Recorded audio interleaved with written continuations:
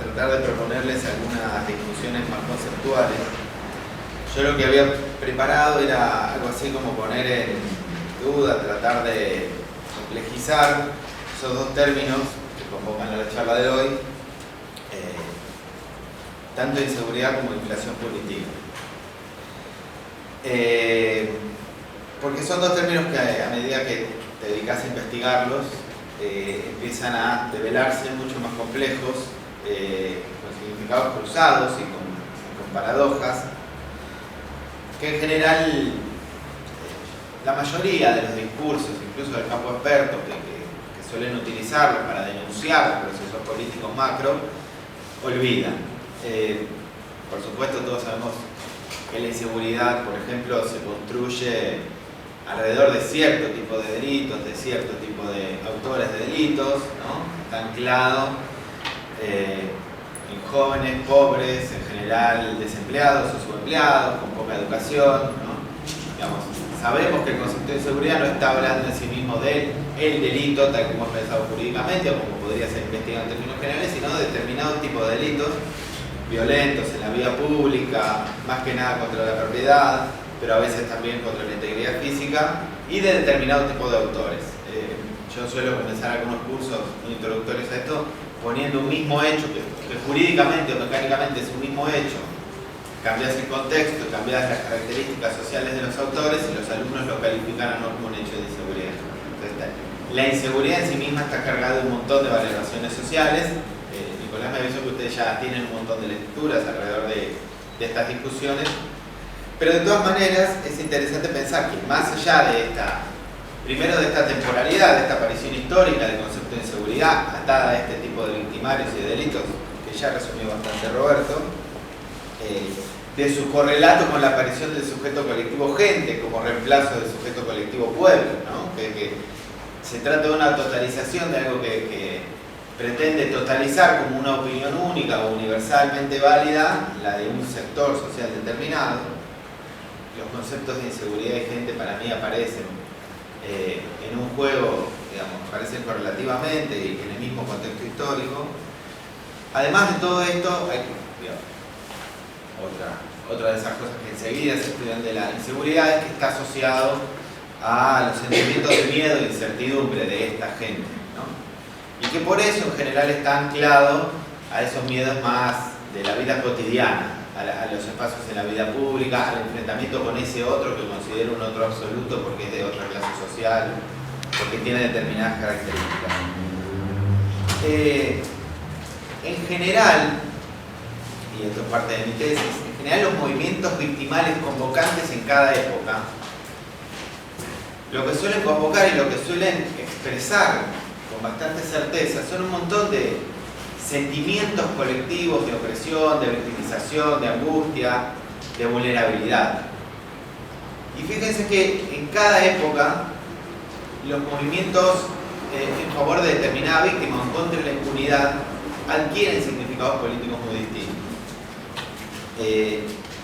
Los reclamos por inseguridad en este cambio de siglo, que decía Roberto, en ese eje 98-2004, que es cuando se produce el reclamo Bloomberg. El reclamo Bloomberg está muy fácilmente cargado, digamos, está muy claramente cargado de politicidad respecto de a quién representan como víctima de ese tipo de delitos, a quién se representa como victimario, pero sobre todo también qué lecturas políticas se puede hacer de ese caso. A pesar de que fue tratado, a pesar de que se disputó el significado desde el gobierno de ese momento, a pesar de que Néstor y Cristina trataron de disputar ese significado, claramente era un caso que se terminó construyendo el significado de a quiénes representaba y contra quién debía reclamarse como un reclamo claramente político de determinados sectores sociales y contra determinado tipo de gobierno que sentía que lo victimizaba, que no respetaba sus derechos.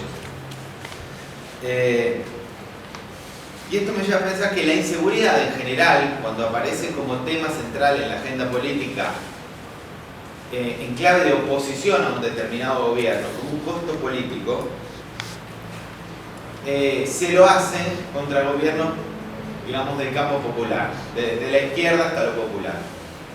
Cuando la inseguridad aparece en la agenda de los gobiernos de derecha, en cambio, suele prontamente poder capitalizarse, encuadrándosela o asociándosela a cosas, a problemáticas mucho más complejas y que permiten una aplicación política mucho más concreta, como el narcotráfico, el terrorismo o la guerra contra el delito, para utilizar una frase que también adelantó Roberto. ¿Sí? Si hoy tiene un valor político positivo para este tipo de gobierno, o incluso también para la segunda presidencia de Menem, la inseguridad, es porque ya no conviene hablar de inseguridad, se desarma el problema de la inseguridad, porque el problema de la inseguridad es algo totalmente inasible, porque el significado en sí mismo es muy variable y adquiere distintas máscaras, los motochorros.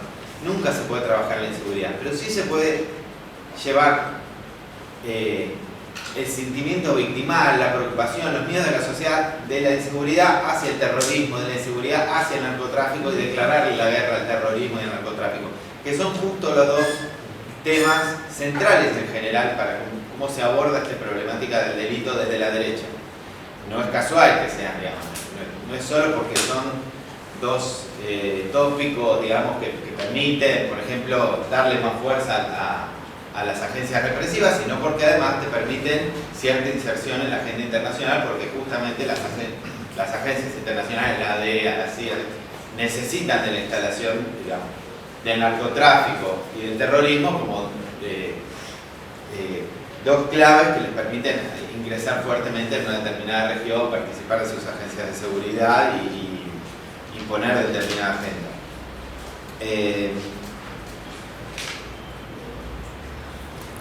Entonces, por un lado la inseguridad, hay todo esto para decir de la inseguridad y para debatir y para seguir hablando después.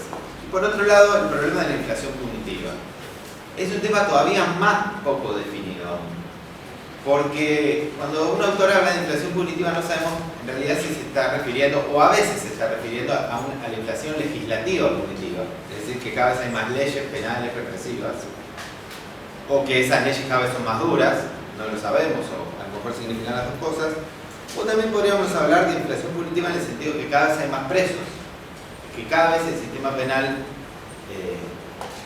aumenta su productividad, aumenta el número, no solo el número total de presos, sino la tasa misma de encarcelamiento, que es también un fenómeno recurrente de los últimos 20 años.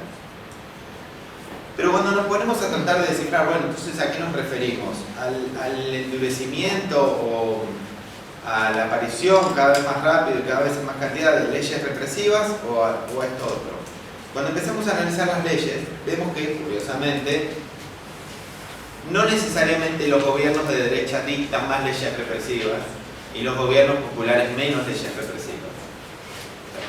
La cantidad no suele ser un buen parámetro entonces para analizar si un gobierno es o no, o padece o no de inflación legal punitiva.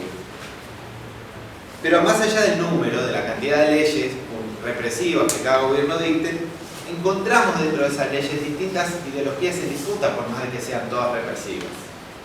En un grupito de investigación que tenemos acá en la Facultad de Sociales, por ejemplo, encontramos que sobre, por ejemplo, las discusiones legislativas respecto del agravamiento bien del delito de trata, del delito de secuestro, del abuso sexual sobre todo, las ideologías que hay atrás discutiendo por qué es necesario agravar esa ley no están en esta misma clave de la ideología de la inseguridad, en el sentido de que, bueno, estamos pensando siempre en el abuso sexual cometido por el pibe pobre, joven que te asalta en la calle. No, ahí están las discusiones feministas, están las discusiones más conservadoras de proteger a la familia, pero no necesariamente todas en esa clase. Están las discusiones más punitivistas de la inseguridad, que están pensando en ese otro monstruoso que te asalta en la calle.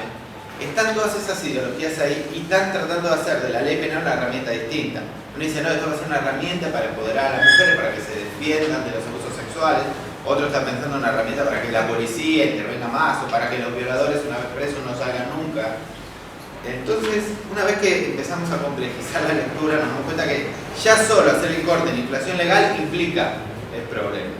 Pero además, ahí dijimos, está también el corte de lo cuantitativo, de lo observable más allá de lo legal, que es, por ejemplo, si creció o no la tasa de encarcelamiento, si cambió el perfil de los encarcelados, o si por ejemplo se pone más presión penal sobre los inmigrantes en un momento que en otro. Entonces también nos empezamos a dar cuenta de que el sistema penal tiene como varias instituciones dentro de él, y no necesariamente todos los momentos políticos están generando estas transformaciones en todas las instituciones al mismo tiempo. Quiero decir, puede ser que estemos tratando de reformas legales, pero también puede ser que estemos tratando de reformas judiciales, en la estructura de lo judicial o de los procesos judiciales para establecer si a una persona hay que meterla presa o no. Puede ser que estemos tratando de reformas respecto de lo policial, cuánta fuerza le damos a la policía y cuánto control. O puede ser que estemos tratando de procesos respecto de lo penitenciario, más cárceles, menos cárceles, el estado de las personas en las cárceles, sus derechos, cuándo salen, cuándo no salen. Es decir, hay muchas instituciones para analizar, para establecer si efectivamente estamos produciendo mayor represividad, y al mismo tiempo hay varios niveles de análisis, los discursos políticos. Puede ser que el endurecimiento venga por una insistencia política en que los jueces deben encarcelar menos, encarcelar más, la policía, un aval político abierto a la mano dura policial, sin necesidad de que eso aparezca en una ley.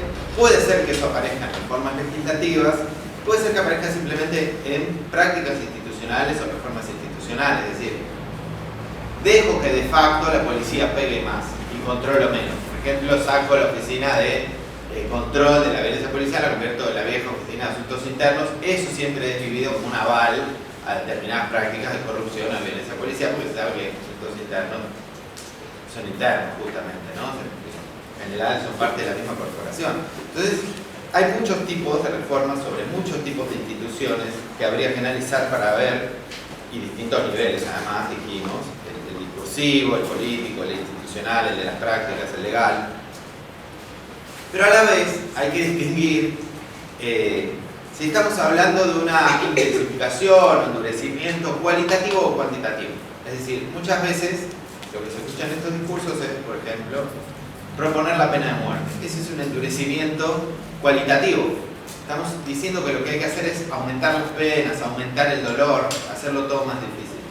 Y muchas veces también escuchamos discursos, la misma soltura te dice, no, el problema no es la gravedad de las penas, sino la impunidad. La gran cantidad de gente que se sale con la suya sin ninguna pena. Lo que hay que hacer es aumentar la represividad cuantitativamente, no cualitativamente.